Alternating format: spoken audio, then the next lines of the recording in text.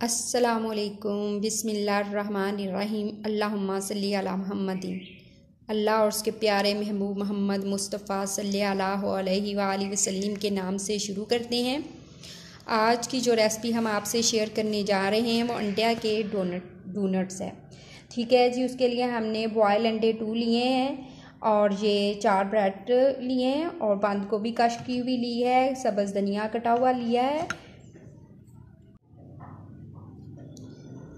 2 egg boil किए हुए लिए हैं, 4 अदद हमने ब्रेड ली है और कश की हुई बंद गोभी, सब्ज़ धनिया और सब्ज़ मिर्च कटी हुई ली है। ठीक है जी, हमने इस ब्रेड को वाटर में डिप किया है। अब हम इसे निकाल के अच्छी तरह से इन्हें पानी में से निकाल लेंगे। हमने ये ब्रेड निकाल ली है, वाटर इसमें से अच्छी तरह से हमने खुश्क कर लिया है।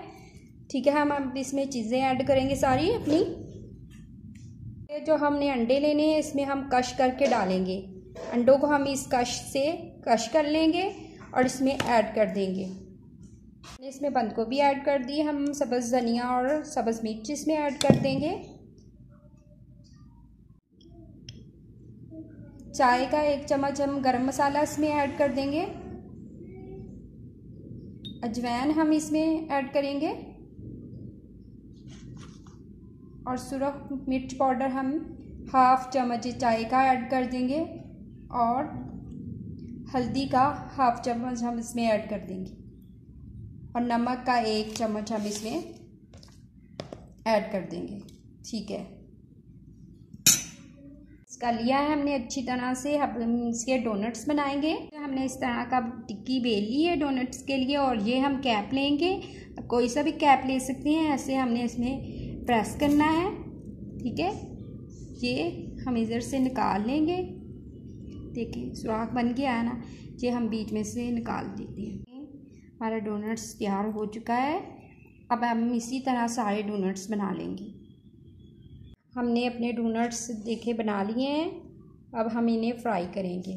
फ्राई करने के लिए हम एग लेंगे, एग में डिप करके हम इसकी ब्रेड का हमने पेस्ट बनाया हुआ उसमें कोटिंग कर देंगे।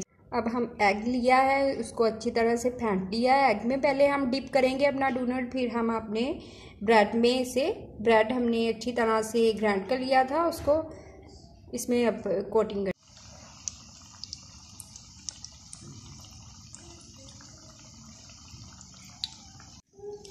हमारे डोनट्स जो है वो रेडी हो चुके हैं और बहुत ही यमी और मज़ेदार। देखिए माशाल्लाह से कितने क्रंची से हमारे डोनट्स बने हैं। ये देखिए, इधर फॉक से हम ऐसे करके दिखा देंगे। ये देखिए कितनी मज़ेदार और कितने यमी से है, माशाल्लाह से कितना खूबसूरत कलर आया है। आप इस रेसिपी को ज़रूर ट्राई कीजिएगा, अपने प्यारे प्यारे घर वालों को बना के खिलाएं, वो इस रेसिपी को बहुत पसंद करेंगे।